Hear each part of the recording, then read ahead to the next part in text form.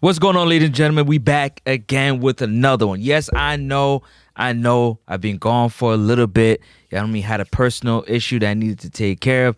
Got some family things I needed to take care of. But definitely know I miss each and every one of you talking about this football here right at Nexup Sports Talk, man. Welcome back to another banger video where I'm about to be talking about the Reggae Boyz. You already know it's on international break. And so fitting that my comeback video is talking about my beloved Reggae Boyz and my expectations. My expectations have been tempered. I have tempered my expectations about what is to come based on the leadership that is leading this football team. You understand? The JFF, the coach, so on and so forth, the talent that's being gathered around to make it possible for the Reggae Boyz to qualify for the World Cup. Now, just off pure talent, just off pure will and desire, we as a people will always rise to the top. We'll always rise to the occasion.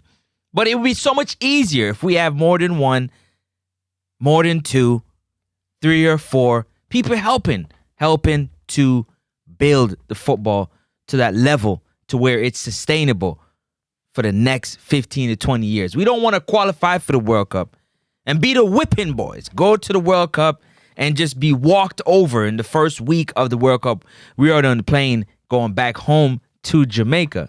We want to go to the World Cup and make a name for ourselves, at least win a game out of the group. Might not make it out of the group, but win a game.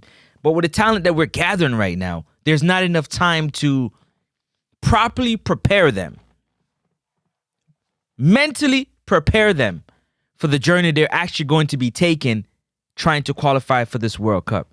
The group, the likes of the Bobby Reed, the Casey Palmer, the Daniel Johnson, and the Amari Bell and the Greg Lee and the so on and so forth, they have gone through a gauntlet of trials and tribulations with Coach Jaime Hargimson, which seen them win a Gold Cup. Winning a medal at the Gold Cup. And so, is Steve McLaren the dude for the job? Can he be the one to take this team to the next level in terms of playing at a high level? He clearly is not really into the development because he's made it very clear. Very clear. I don't know how nobody's listening. That's what, sitting on the sidelines while I deal with family issues, my ear is still low to the ground. So I see what's going on, know what's going on. And nobody's really talking about the fact that Coach Steve McLaren has stated time and time and time again that he wants players that are dominant on the ball, that want the ball. He needs quality. He even went out to get a player he feels has the quality in Isaac Hayden. He's trying to gather in more talented players that he feels has the quality. In other words, I don't think he has the time. I don't think these international windows afford you the time to develop players who are not at the quality they need to be competing or even playing in a World Cup. And so trying to gather as much talent from around the world would be the goal. Because they have already gone through those tribulations and those hard games. They've already gone through the ups and downs of what football has to offer at that level. At that national team World Cup level, Gold Cup, CONCACAF Cup, CONMEBOL, all those cups, being able to participate, being able to get a call up and to participate with players that play on a high level around the world is a different type of animal than playing local or playing second division, a third division, and so on and so forth. It's a whole different ball game, and it's a whole different animal. And at Steve McLaren's age and with the time that he spends in Jamaica, which is not a lot of time, there's not enough time to develop the JPL players that he's going to bring in for a 2-3 day camp. That is not enough time to correct bad habits that he might see. It's not enough time to implement a system and have it go through its bumpy period until they turn the corner and actually figure out how to play together within the system. That is why he's calling for quality players. He's calling for players that want the ball, because once a player is confident on the ball and he wants the ball, then he knows what to do with the ball. So there's limited explanation. There's limited time spent on in making sure that this player understands where to go with the ball, how to handle the ball, how to deal with the ball when it's at his feet.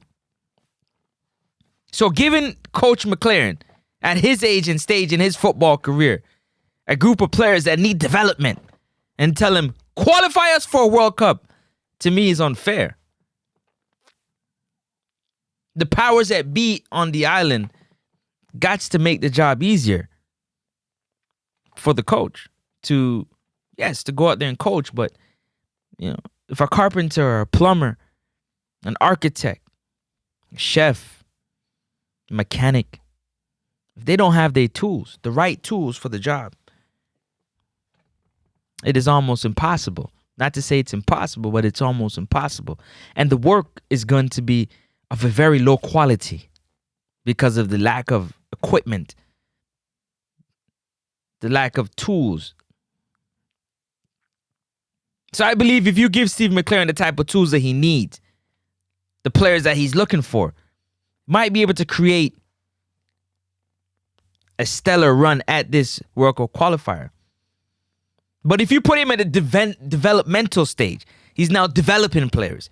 He has to, yes, development is a part of the job, not in a World Cup year. World Cup year, you're supposed to be fine-tuning, sharpening the edges, smoothing the edges. My apologies, smoothing the edges. Dotting your I's and crossing your T's. Making sure that everything is tweaked. You have 2 and 3 and 4 game plans that from friendly to friendly and from cup to cup until you get to the World Cup, you're working to perfect. You're working the little kinks out of them. You're ensuring that the players are comfortable in the roles that they're being given to support. Obviously, you have to account for injuries and having to put other players in positions and giving them a chance, because they should be salivating at the mouth, just waiting to step onto that field and never give up the spot. Every player on that bench should want to, when they step on that pitch, wearing that kit for the national team, they should never let that spot. They should play out of their minds. That's what you're looking for in a World Cup year, in my opinion. I don't feel it, and I don't see it. Respectfully. I don't see it, I don't feel it. And I'm definitely not confident. Definitely not confident when my coach is looking like that. When my coach is looking like that and the way he's talking, oh, I got a video coming. I'm not confident at all. I'm not confident at all. And that's what it comes down to for me. So yeah, this is my first video back. I'm excited for the 2 games coming up this week. What comes, what may. My expectations, like I said, have been tempered. I just want to see good football. I don't expect to see high quality football. Again, I don't expect it. But if I see it, I'm excited for it. And I'm not saying it cannot happen. I haven't seen it. And seeing is believing. And so I'm excited for these 2 games. But I am worried at the same time that we are disorganized, dysfunctional, as it seems from the outside, with the plan and how to execute, get into the World Cup and competing. Because the goal is, all I hear is, Steve McLaren says, I'm brought here to qualify for the World Cup. That's it. And we'll talk about what the rest is. But right now, it's brought here to qualify for the World Cup. I find that to be alarming because you want your coach to have freedom. And when Coach Steve McLaren is talking, he talks like like a coach that is unsure of what tomorrow holds, unsure of what the next decisions need to be made. There are some other alarming things that he said that Coach Hargumson had said before leaving and after leaving that I now hear with Steve McLaren. A lot to consider. But listen, I'm up out of here. Stay blessed. Again, don't forget to smash that like and subscribe button. Your boy is back. I'm telling you, I'm coming with the fire content, and it ain't gonna stop. And you know how I do when I get rolling. Peace and love, man. Stay blessed to everybody. Shout out to all the media out there, the Jamaica football media out there, and all football media. You already know what it is, man. Francis, stay blessed, and I'm out.